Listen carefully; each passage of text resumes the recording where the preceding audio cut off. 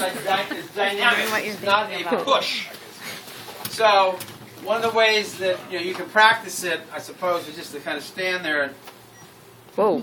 What? Whoa. What? Like that. And another way to imagine it is you play this game, right?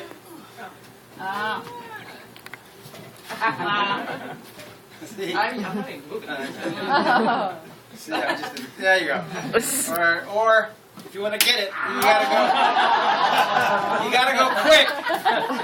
Because if you go Marcus slow, is so good at that game. you're just not going to get it. Yeah.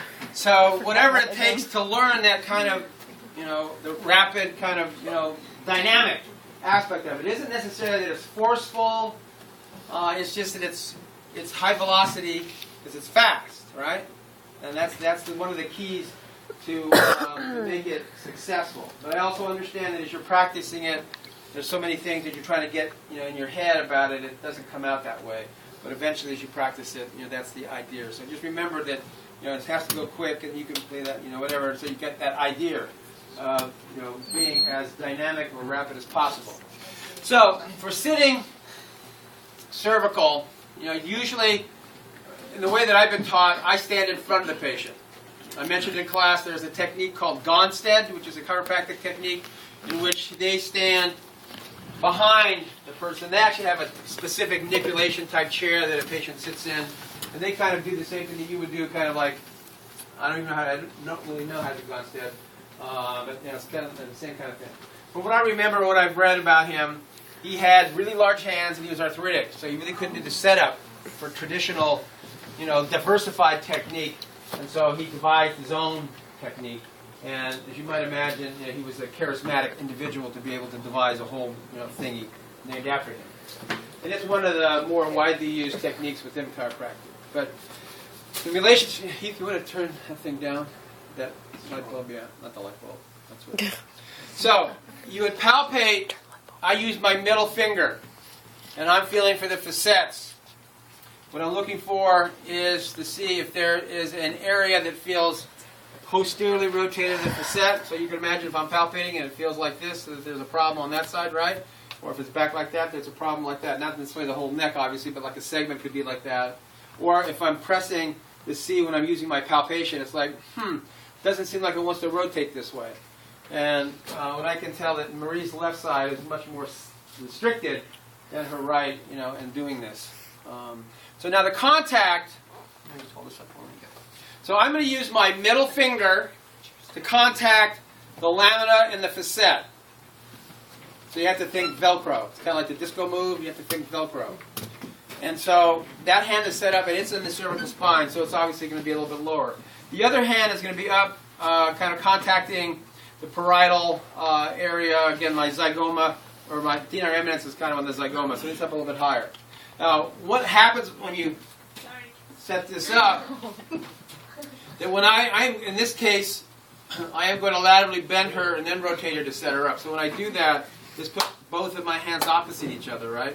So if I start out like this and then rotate, then they end up like that. I don't have quite as much kind of leverage. It's like if you're going to hold a ball, right? Both hands are on the same kind of side of the ball, so they're opposite each other when you make that kind of rotation thing. So it's important to do that. Both hands are involved. This is also considered a pull move. The other technique that we just learned for both prone and supine are pushes, right? This is a pull. And so when you get that set up, you stand in front of the patient to palpate. Then if it's a lesion that's on the right side, I'm going to stand to the left so that I'm like this so I can pull to myself and make the correction. And if the lesion is on the left side, then I'm going to stand on the right side so that when I make my correction, I can pull this way. All right? Now, most people, their necks are kind of average flexibility, so it works fine to kind of stand like this. But there are some people who have hyper-flexible necks, the Gumbies or the Linda Blairs of the world. And sometimes, if they're like so rotated that by the time you get them locked out, they're like this, you can have them sit at the edge of a table, or you can frankly put them on a chair so that you can, stand in such a way to accommodate that. Because again, you need to get the slack out, right? So, if I palpate and I determine, okay, the lesion is right here, I'm going to take my slack again to the throat. This other hand's going to be up here a little bit higher. Then I'm going to laterally bend, so that I'm going to laterally bend to contact that level. Then I'm going to rotate to contact that level, right? And then sometimes just to make sure the person's relaxed, I kind of could do this kind of rotation thing, do a little bit of this, and then Oh, pull. oh, that was cool. That was cool. Yeah. And then just to kind of balance her out on the other side. Beth is like freaking out. So laterally bend, rotate.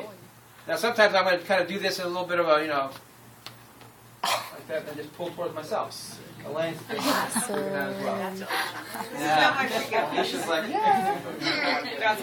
So the contact hand is on the C spine. The other hand is on the kind of parietal area. And then like this, or oh excuse me, it's like that. So the hands are not opposite each other. One's up a little bit higher. Okay. So it's the lower one we're pulling. Lesion side is on the left. The lower of the one contact is being pulled? directly with the contact hand. And this can work pretty much for any level, although I tend to find it's probably the most valuable for kind of the middle levels. I don't know that I would really do this for like C1, although, I mean, technically speaking, you could. The thing you have to be aware of when you make this contact, to try not to put too much pressure on the person's jaw, because you always, there's aspects of trying to get leverage, right? And your hand ends up in different places on the person's face.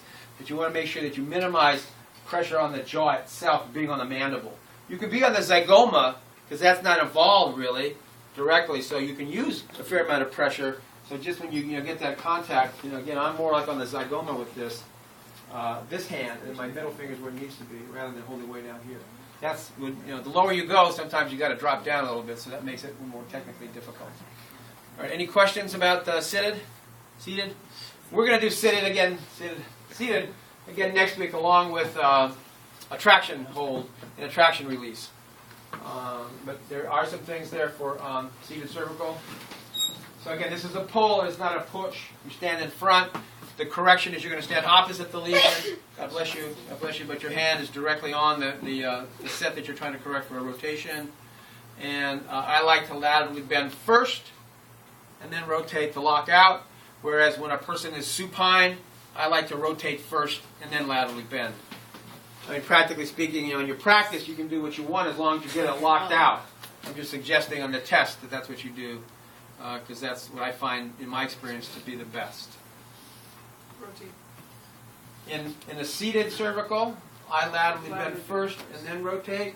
When a person is supine, I rotate first and then laterally bend. That's how it allows me to get into my correction stance.